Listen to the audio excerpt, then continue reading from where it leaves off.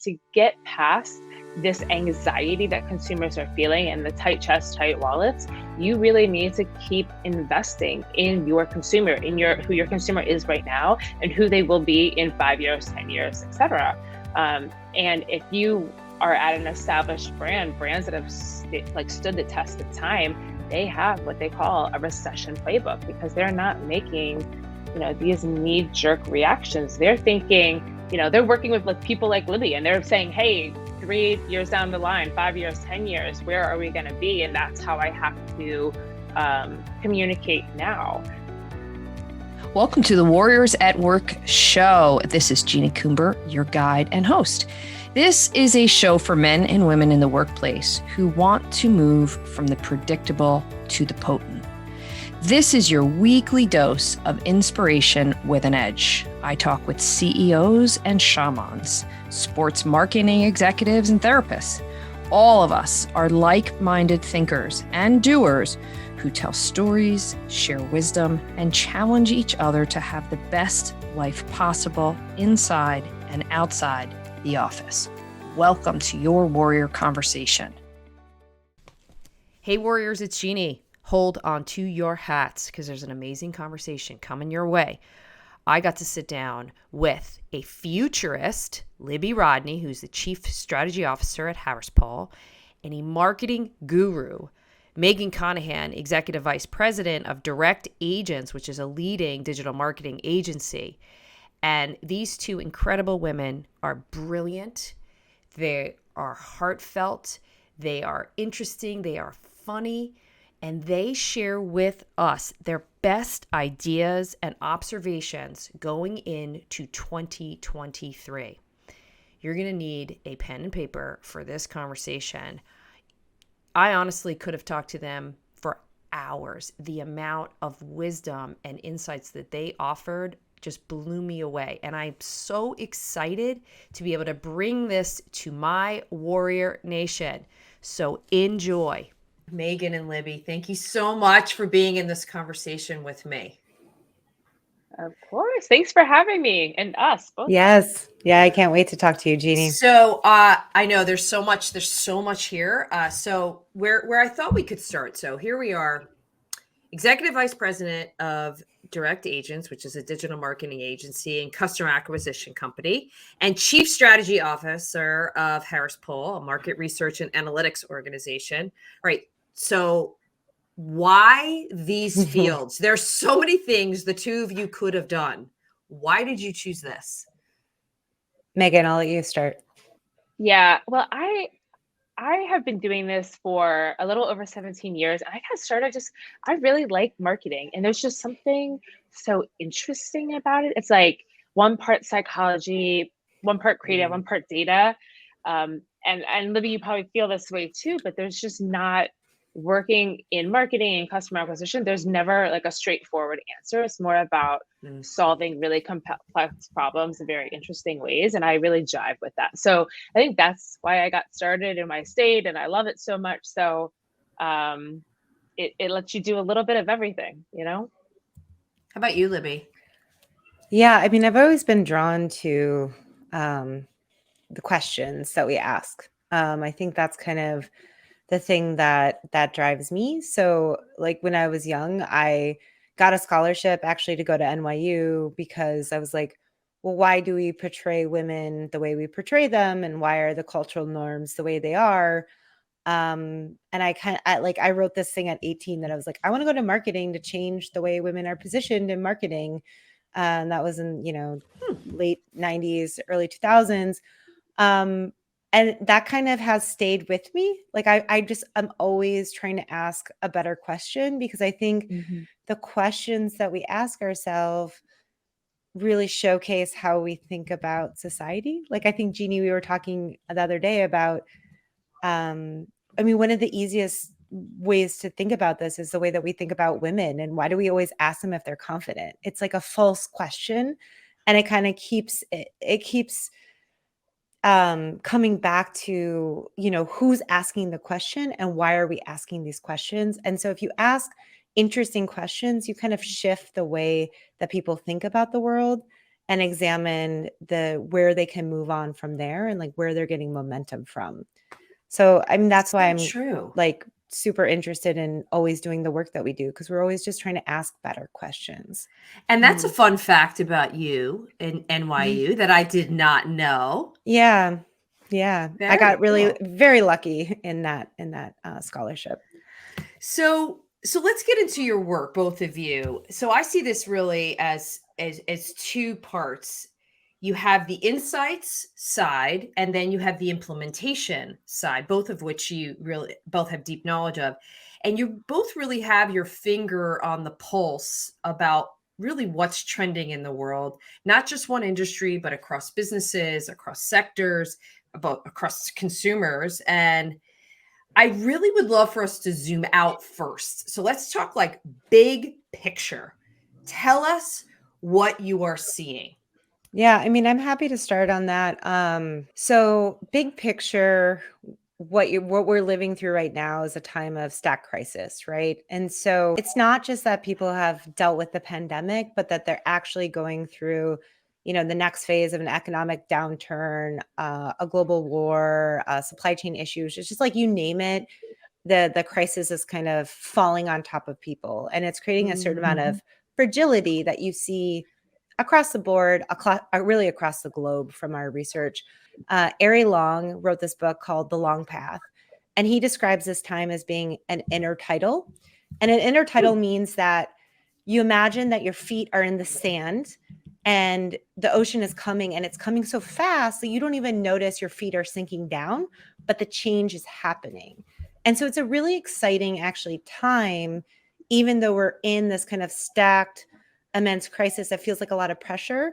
Amongst that pressure is going to come immense amount of change.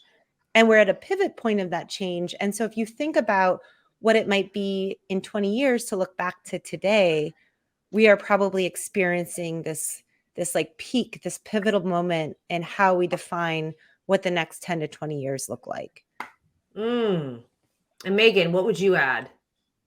Yeah, I think there's just something, and I completely agree with Libby, and I think there's an intersection of what I'm seeing, and there's something right now around like authenticity and humanity and equity, really just across the board, whether you're talking about in business, from a leadership perspective, or in how brands communicate with customers, like what we're valuing is, and what we consider, what a good leader looks like, what a good brand looks like, is completely getting turned on its head. And I'm really excited about that piece. And I think, Libby, to your point, like that's a lot of that, we're there right now, and we're going to look back and it's going to be like, wow, this was the changing point, the pivot point. So yeah, I would add to that too. Like, I think what's most optimistic about what's happening with all this change is that to differentiate yourself and leadership styles and brands is to become essentially more human, because computers are getting so much better at becoming computers. And like, so anything that's super logical and rational and all that kind of stuff, that's all being done so much better and will be done so much better by AI and machine learning. And we're seeing the massive acceleration of that. So I think, Jeannie, you once mentioned like the difference between human being and human doing. And so essentially, like what brands are doing really well, what leaders are really doing well, is when they become back into human beings and create relationships from there, because the machines will do the rest. They'll do the doing. And I don't think we're yet comfortable with machines doing the doing. But if we get comfortable with the machines doing the doing and recognize that is the future and we can be more beings, there's probably a whole lot more potential we can release and like showcase to the world. We're just not comfortable with that yet. So interesting. So my brain immediately went to imagining the two of you in a room with a client. And I'm just thinking of some of the more conservative, large organizations that have been doing their thing for 150 years. And you're getting them to see the human potential in the brand story, in the brand narrative, in understanding the insights. Tell me more on how you would help someone to see this from a business perspective. Like, I get the feeling, and I really understand the feeling part of it, but like, how do you break through and get a business person to really understand this impact on another level? I mean, I sometimes that is a challenge, but I think there's just so much data. Like there's no denying that it's not a feeling or a vibe or a gut, Mm, instinct that I have about that. I'm reading research about it. I'm seeing it in the data and how campaigns perform when we go out with a more authentic message. It's there. And if it's like ignoring. I was talking with a client the other day about, he was pushing a sustainability and the sustainability message, and he was getting met with a lot of resistance. And he's like, this is going to be our downfall, because mm, you people are so in their own little echo chamber that they can't see what's happening. And honestly, that's where we are now. Like, if brands do not see this and capitalize on it and realize that that's where we're going, they will not be brands that we consider brands any longer, Mhm. And so I think it is just about and I think a lot of the resistance to this comes from fear, right? I've been doing this yeah. the same way for 20 years, 30 years, whatever it is. And they're afraid. They're afraid they're going to be obsolete. Can I really do this?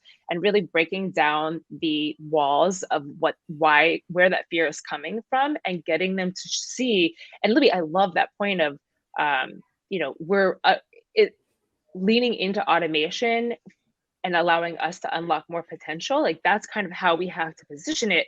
It's not something to be scared of, it's something to be embracing, because it'll Mm. just mean better, more everything for you, for your company, your career, etc. So, Mm. but Yeah. that's a big ask. How do you change the minds of Fortune 1000 brands that are resistant to change? Well, I would also like, I don't laugh at it, but those are my clients for the most part. And what I would say is I am so impressed by the leadership change you've already seen. A lot of people sitting in these, like, what you would consider an older conservative brand, have these full-bodied, full-hearted leaders who have gotten the position. And I think what's core to their ability to lead is that they're listeners. And we've done a Mm. lot of listening during the pandemic. There's been a lot of rebuilding around intentionality. And you have these leaders who are like, okay, I got to listen. So, one of the things that we do, for example, is we'll do mobile global ethnographies where you listen to people. And we did something recently with a client of ours that was like, what does the world look like if we don't change something in the next 10 years? And globally, young people are like, it looks like dystopia. It looks like an utter disaster. So the idea that you have to start thinking about this now, I don't think is it feels like a visceral connection to the leadership of today, because it's up to them to steer the ship in the right direction. And I think a lot of the leaders who are in positions of power today they acknowledge that and they know that. It's just Mm. it's complicated. It's a complicated process to build what's coming down the road, you know? Mhm. Mm. Well, let's drop into some of the things that you both have deep knowledge of, and I'm going to use the recent interview that you did with each other, where you talked about the top 5 trends. I'm not going to go through all 5, but I picked out a few that I was so fascinated by. First is this tight chest, tight wallet. Fire away. Yeah.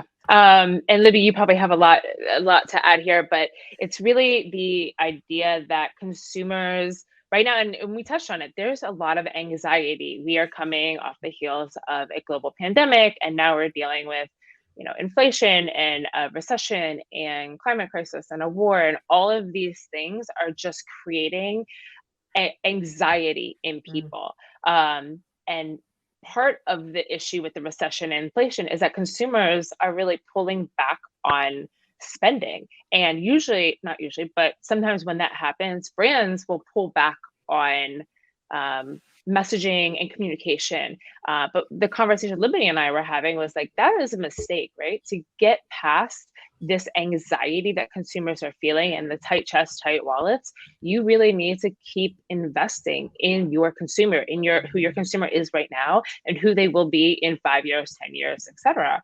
And if you are at an established brands that have stood the test of time, they have what they call a recession playbook, because they're not making, these knee-jerk reactions. They're thinking, they're working with people like Libby, and they're saying, hey, 3 years down the line, 5 years, 10 years, where are we going to be? And that's how I have to communicate now. I'm not going to pull back on advertising. They're doubling down and saying, okay, it's not just doubling down on lower funnel acquisition that drives sales. It's doubling down on the brand message. And I think that is really, really smart. And there's a same thing. There's data to back it up. There was a recent study that said brands that grew paid advertising during a recession ended up, when all of a said and done, 17% rise in incremental sales and profitability. And if you cut back, you actually lost a decent amount of market share to your competitive set. So there's just, people are going through it right now. And we are really looking to brands more than sometimes we look to government or anybody else to really help us get through that. And I think marketers and brands and companies need to remember how pivotal of a role that they play in the lives of the consumer. Yeah. What would you add? I would just add to that, like, if you then, consider that in a relationship, just walking over to a person who has a tight chest and a tight wallet and is holding on to it, poking them with just like down funnel advertising and reminding them what they should be buying, you can understand that that's not going to equate to a long-term relationship. But if you spend the time being generous with them, and I think that's like part of the storytelling behind a brand, but really generosity is key during a downturn and a recession, and defining for your brand what generosity looks like. It can come in experiences, it can come in guarantees, it can come in a lot of different ways, but at the core, you're investing and you're being generous. I think that is then the thing that leapfrogs you 5-10 years down the line, that people sometimes when they get nervous and they shut down, they don't think about, because it's a scary thing to be generous when everyone is pulling back. But it's the thing that pays off in the biggest wave. And I always love that, 10 years later, when the economy's roaring and people are like, how did they do it? How do they do it? We want to catch up. It's hard to always catch up, right? You play the long game in this way. I love the word generosity in this conversation too, which really goes back to what you both were saying. It's like it's going back to the humanity of it all. And that's such a fundamental element to being human. And you're right, it's counterintuitive in many ways, but those that have more of a service mentality and recognize I want to deepen my relationship with my customer base, not back off, it will definitely pay dividends. The other thing that I loved is the unwind of the convenience economy. Please say more about this. So, I mean, what we saw and we all saw it, right? Over the past 2 years, especially during the pandemic, we as marketers and as companies, we wanted to reduce friction because people were spending a lot of money and we wanted to capture a lot of that increase in demand. So people were offering the world, right? Free shipping, no minimum, free returns. What do you need? Get it today, get it tomorrow, get it in an hour. But now what's happening is that people are pulling back spend, and brands are really looking at, okay, what are these conveniences that I've been training people to expect costing me? And it is significant, right? You're offering free shipping and free returns, but this actually created this really terrible thing where people would be like, oh, well, it's free shipping. And then if I don't like it, I can just return it. And we're seeing in some industries, almost half of the merchandise that people buy online is being returned, and that is not a sustainable way to run a business, right? So they have started pivoting and saying, hey, it's not about growth anymore. We don't need to capture every consumer dollar. It's about capturing the right dollars, and we need to focus on profitability. And there were major companies who everybody thought was doing so great go out of business because they were focused on growth and not profitability. And we've started to see brands roll these things back. Companies like Zara and others saying, okay, you can return, but you have to pay for it. It'll be $5 or whatever it might be. And that is going to be, you know, really hard and really painful, because if you're told me I could get everything for free and I could return things for free, and now it's going to cost me $10 to ship and $10 to return, like, I'm not going to like that. The consumers aren't going to like that. So that's where we are right now. So Libby and I really talked a lot about how do you communicate that message, and how do you go out and talk to people about what you have to do. And it's really about talking to them about the why. You can't just say like, okay, we're going to roll back these conveniences because we want to make more money. That won't jive. But really connecting it to your brand mission. We want to pay people a fair wage. We want to, this is really terrible for the environment, all of these boxes and plastic and all of that. And that's why we're doing these things. And we need to reconsider and rethink about how we are just showing what we offer, essentially. So that is going to be the thing. And we've seen it. We've seen brands start doing it. And 2023 is going to be a huge influx of that rollback. And I'm curious, the brands that you're both noticing that do that messaging well, how is it received? There were companies who have done this, and they do it.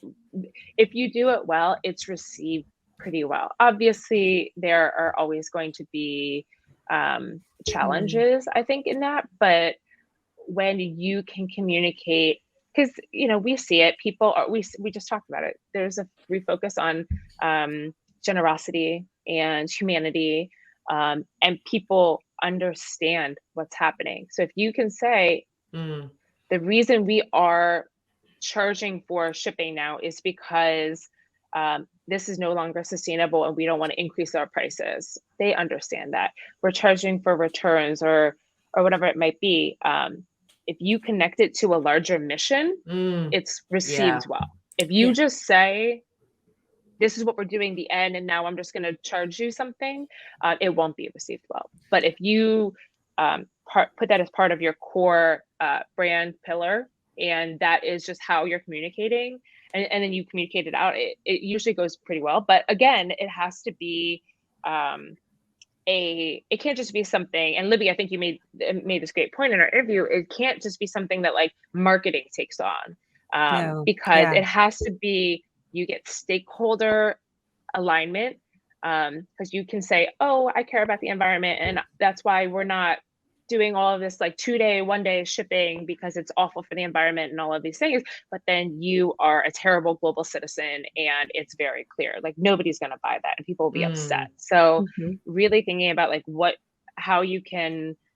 your brand values are and how do you communicate that out into the world. And it's been received, honestly, better than I would expect.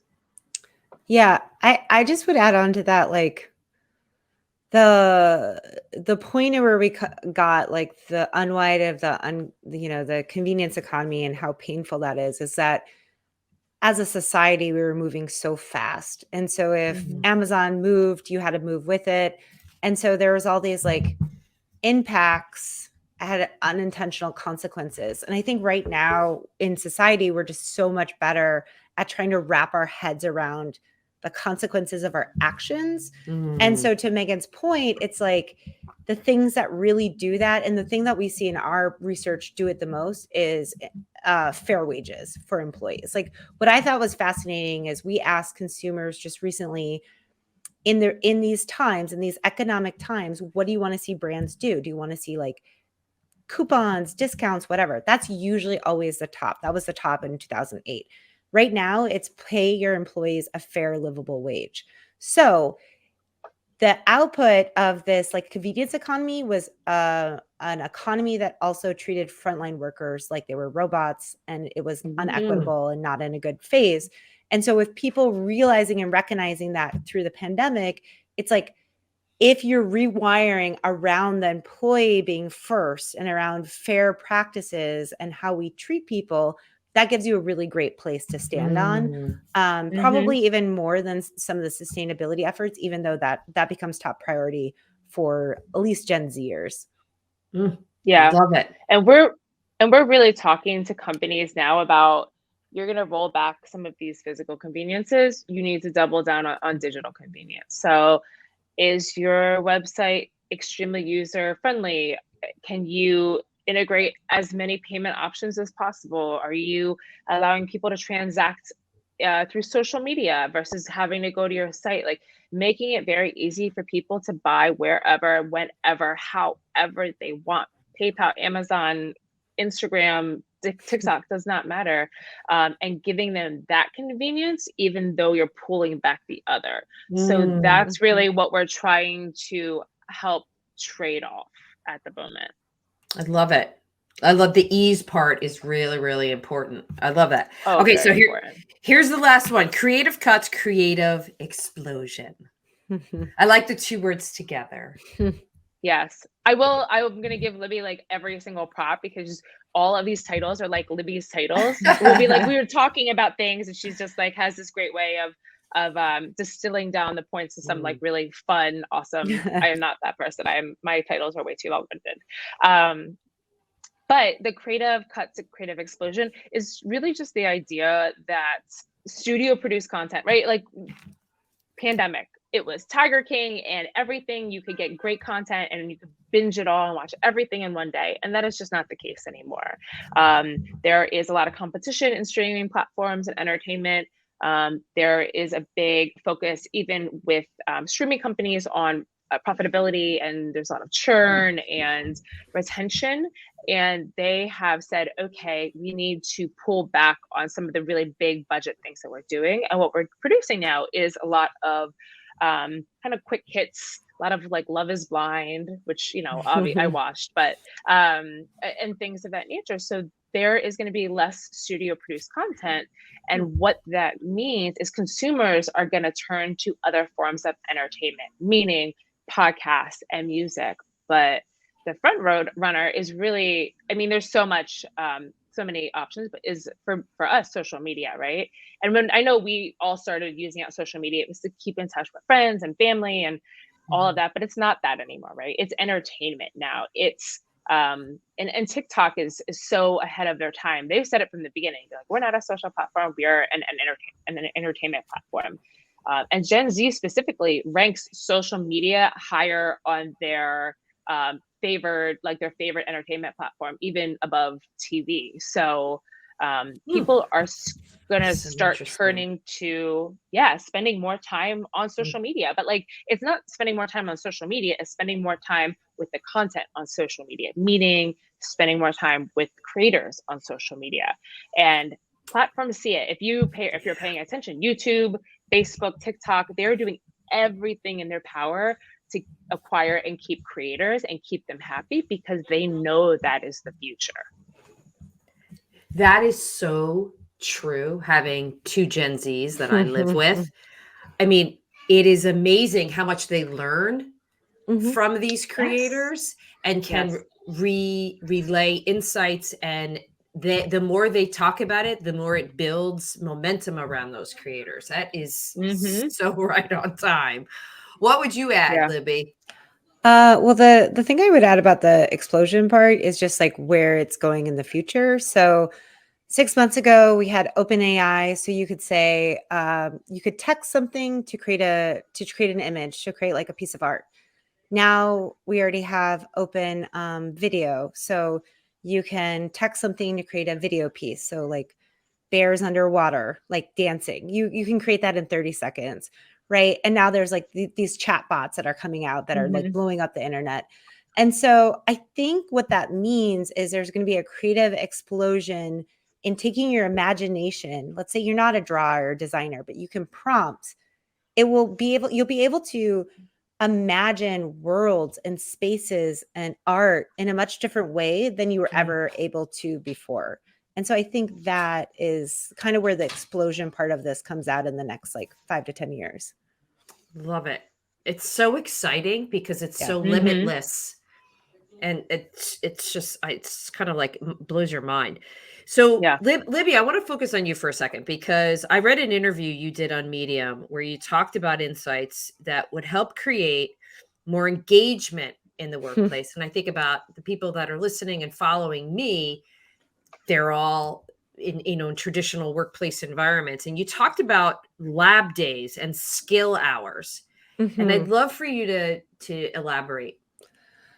So the way that lab days or skill hours would work is that the idea that you don't just go into the office for a 9 to 5, that you're going to go in for a tune-in session. And a lab day or skill hour is like the difference between a happy hour. It's like you're upskilling during that time. Or the lab day is you're coming together to collaborate against a big problem that you might have to solve. And maybe you have a facilitator there, or maybe you have someone who's good at that, but you're really there to concentrate on one thing you're trying to do, because that is what office activity has been shown to be good at from a research point of view. All the other things we can do remotely, we should probably be doing remotely. And a lot of more people will be happy doing remotely because it has flexibility. But one thing that employees ding employers on right now is everyone says, like, if you look at all C-suite, they're saying everyone needs to be upskilling to be the workforce of the future. They're not investing in upskilling. Employees also agree they need to be upskilling, but say their employers are not investing in their upskilling. So there's a bit of a chicken and the egg here happening. Like, if you're not investing in me, I don't have loyalty in you. And it's creating a free market for the labor market, which is distressing to a lot of managers and senior level executives. But one thing that I think could help solve that is create these moments of tune in that either solve a big organizational problem or solve a big problem that you're dealing with, because we're all solving big problems at this point, or create a point that's not just happy hour, but it's a skilling hour. It's something that you're learning together. Even if it's not something that's related to work, I think is really important. If you look at the societal trends around young people, they don't enjoy drinking the same way older generations did. And they don't enjoy necessarily drinking in the same ways that you used to drink and catch up with coworkers at a bar. They actually enjoy learning, because learning is core to their who they are as their identity and their financial stability. So even if you were teaching them like a craft making, upskilling thing about how to, design something in a tactile way, or how to like best listen to records, like something that they can take and then push onto their life. It resonates more that you are trying to add value to them versus just extract value to them, which is the kind of the central tension we're seeing right now with the labor market. Are you adding, and should I be loyal to you? Are you extracting, and there should I be like a free market agent as well, because you're just distracting, I'm just distracting. Like it's just becoming more transactional. So I think employers really have to think about, how do you foster that back and forth so things don't feel so transactional, because the digital age has definitely made things feel more transactional in nature in that way. I have a real life example. Just talked to a company the other day where they help sales professionals. They're doing a lot of upskilling in terms of getting them out into the field. But one of the things that their favorite thing is they have a sommelier come and do a wine education class. But not just that, but where your knives, your forks go when you're entertaining kind of a high end. This is obviously in the financial services world, a large asset manager or a large client with a lot of money, where you might be going to like a 5-star restaurant. How do you order wine? They said it was the most helpful. They called it a skill building conversation and session that they had in a 6-month program. and they are all in exactly the age group that you're making reference to. Mm-hmm.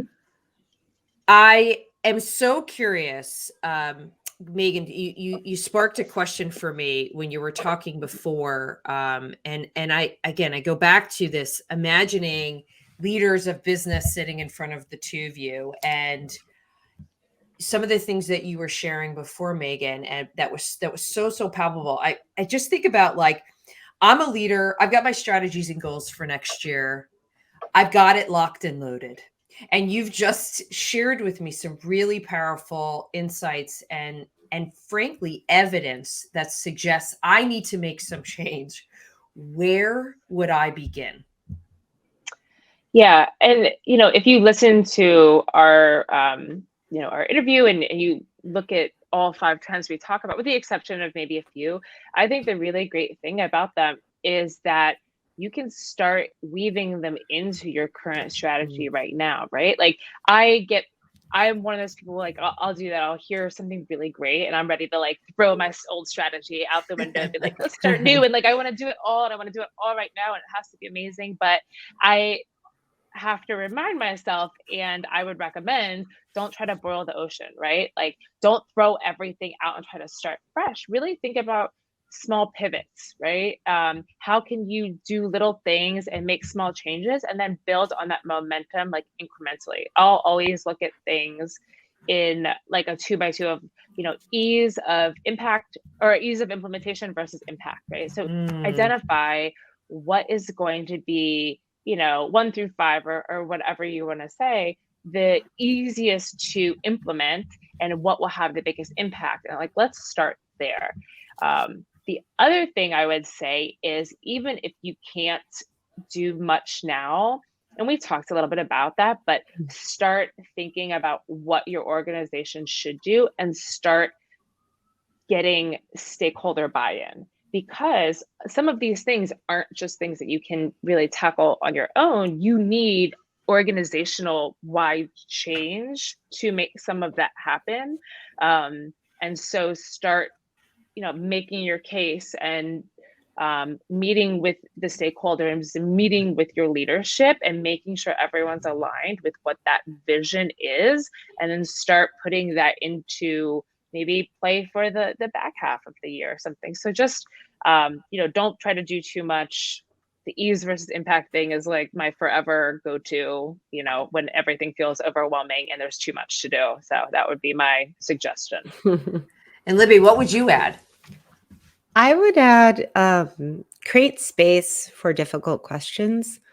So I think oftentimes we ask questions that we already know the answer to in a lot of ways, because it feels safe. Like, oh, okay, well, I know I need to kind of do this or tackle this. But what I'm trying to counsel people on in the best way that I can, but I would love to see everyone kind of join this board, is like, it's okay. We don't know the answers. No one knows what the future of the internet is going to look like. It is unfolding before our eyes. But just having the audacity to start asking questions around it, and the ability to start thinking about it and learning about it, and the generosity to be open about it and let team members or outside experts come talk to you about it without closed eyes, it creates it. You need a safe space to start doing that. You need leadership that's like, it's okay that we don't have products or services, but we want to start talking about these things that are really challenging in society. A lot of leaders kind of back away from like, well, we don't have a sustainability product yet, so like, let's not talk about that and address that. But we have to start asking the questions and be in conversation with each other to get to that point. So I think the leaders that are most needed now, it's not like, throw your plan out exactly like Megan said. I think that's such great advice. It's like, start pivoting and start making space for questions that you can answer in conversations with other. You can help move forward together. I was reflecting on what you were just saying. I was recalling a conversation I had with an executive a couple of weeks ago, and the questions he was asking is like, am I relevant? Am I using a playbook from the past? Or have I really brought in insights that are current and future in thinking? And he led a really, really difficult conversation with his leadership team, which ended up blowing up quite a bit of the strategies that they had in place. But just to both of your points, it's like, and he didn't reinvent the wheel, but he made shifts just based upon those questions and looking Mhm. to say, yeah, I think we might be replaying things because it's safe, it's known, and there may be some predictable outcomes there, but it's not necessarily going to make us profitable or grow us in any way. It may just Mhm. sustain us for a shorter period of time. I think it's really powerful what you both just said, and it makes it feel a lot more manageable too, where it's not like, Mhm. oh my God, this is too much. All Yeah. right, so now I want to drop in and talk to you both individually as two individuals who spend a lot of time in this space of looking out into the future. So tell me what you're both either curious about right now or sort of surprised by. Is there anything that's kind of trending or bubbling up that you're like, that's going to be interesting, or I'm a little surprised on how that's going? The thing I'm most curious about, and I've already talked about it about like a couple of times, but is the rapid evolution of creativity and AI and how much it could really impact the way in which we see the world. And so, for people who haven't been following it, it's just like if you can make images in 30 seconds, videos in 30 seconds, you can imagine making Roblox worlds in 30 seconds, metaverse spaces in 30 seconds, and never having to code, just having to prompt something in. So it becomes kind of the new Google. It becomes the new way in which you imagine things. The thing that I'm interested in about that is the ethics behind that and the morals behind that, Mm. because basically it takes the system that we already have at hand. So it takes the photography, it takes the creativity, it takes the videos, and we still haven't, we're building it, but we still haven't had the big questions about what are these systems, what are they doing from an equity point of view that they're just reinforcing. And because when it goes into an AI system, it really is more of a black box and it's very hard to untangle. So these questions are so paramount to be asking right now. And the conversations really aren't happening as probably rapidly as they need to be because people are prototyping what it could look like. So it's just like a race of like, what do the prototypes look like versus what's really happening. And it's a huge tension point. It's something that I'm just watching as an observer on the sidelines. Like, I don't know what to cheer for, but I'm excited to kind of watch what's going on. Mm. How about you, Megan?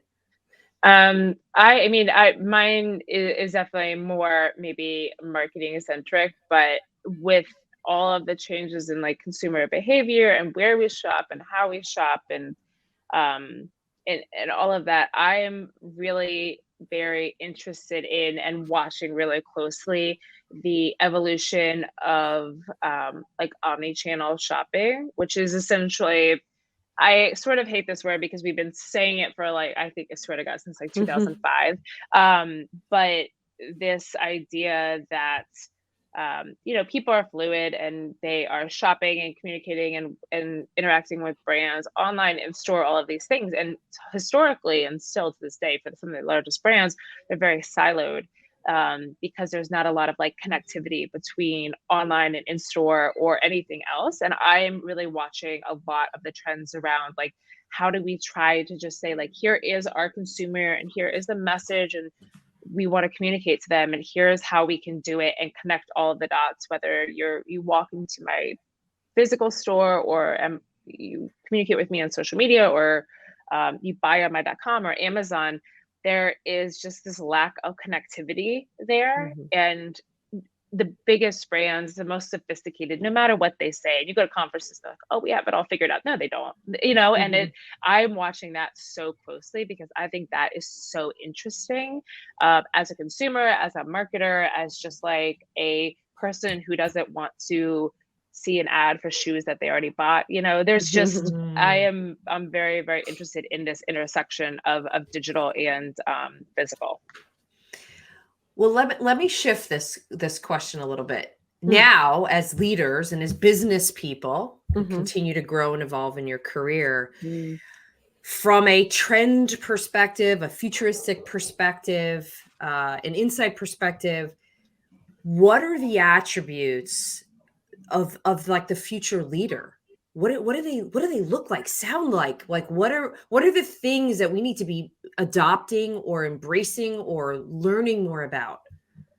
I really love this. Bring your whole self to work and be vulnerable and be transparent and be honest and be spontaneous. I think that that's the future of leadership. And Libby, I'm so inspired and like happy when you said that these major organizations have leadership that are like full hearts and really like authentic. That makes me so happy because I worry that, you know, sometimes these places are slower to adopt, but I really think that that's the future of leadership and of future leaders.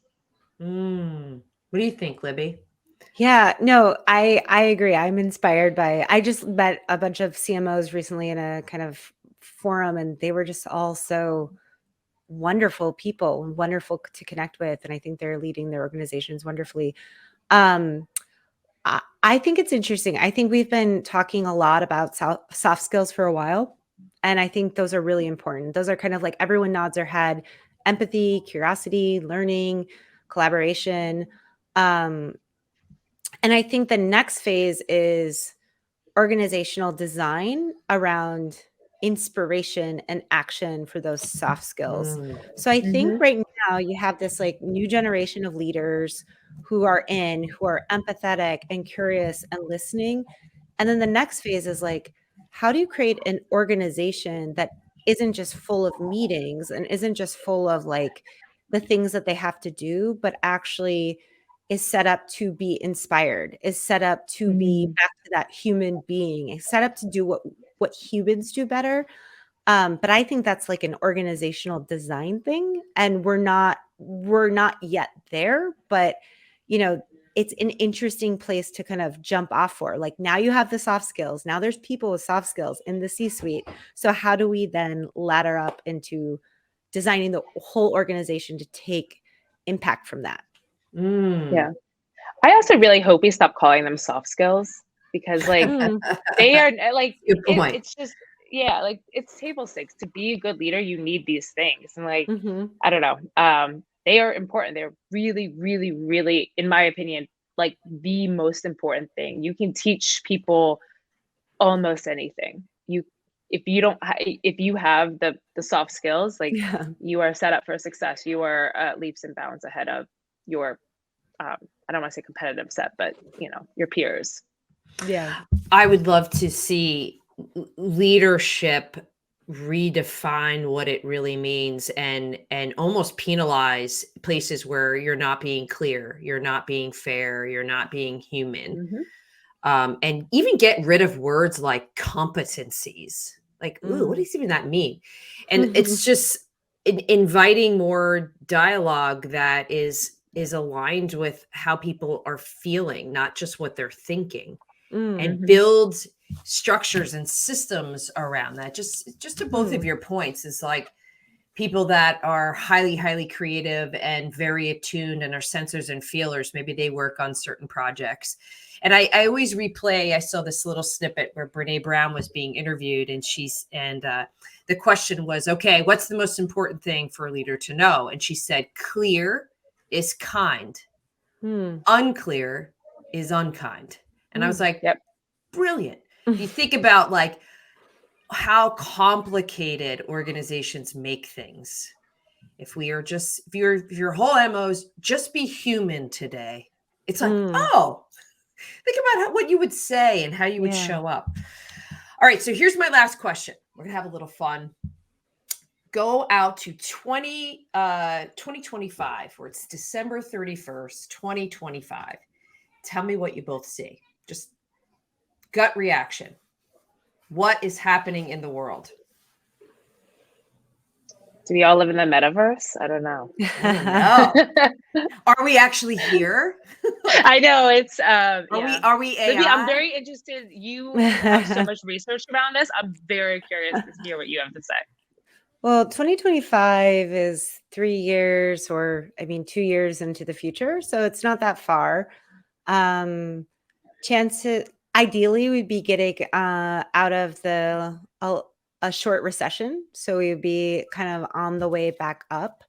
By this time, AI and machine learning will have advanced a lot. We will have made inroads to brands participating probably in more metaverse-like experiences, although there's still some technology inroads like batteries and all this stuff. Apple will probably come out with like an AR product, and that will change the way we see the metaverse, because the metaverse is just really an immersive reality. So it's not like VR, if that's what people are thinking of. And I think that the workplace and the way that people design their lives will be fundamentally different. I think that we will be in more hybrid and remote working environments. I think the suburbs and the rural areas might look different because a lot of people have moved out there, but not from white flight, but from purposeful design and where they want to live. And ideally, it's like a really great place. It's only 2 years, so I feel like there's a lot of work. And we got to do a lot of sustainability efforts so that the icebergs don't melt on us. But, lots of work to be done. I love it. Yeah. So rich, this conversation. Thank you, Jeannie, for having us. This was really fun and really a great way to end my day. Yeah. Thank you for joining me for another episode of the Warriors at Work show. If you are interested in learning more about what we do at the Warriors at Work show and platform, be sure to go over to my website, Jeannie Coomber, and subscribe to my monthly Warrior Playbook newsletter. I share everything that I'm up to month by month, as well as some lessons and insights that I've learned. I'm also interested in hearing any feedback you have about this conversation or future topics. So reach out to me directly on jc@jeanniecoomber.com or on LinkedIn. Be sure to tell your friends and your colleagues about this Warriors at Work conversation. Subscribe, review, and rate us. It's the best way to get this message out into the world. Be well.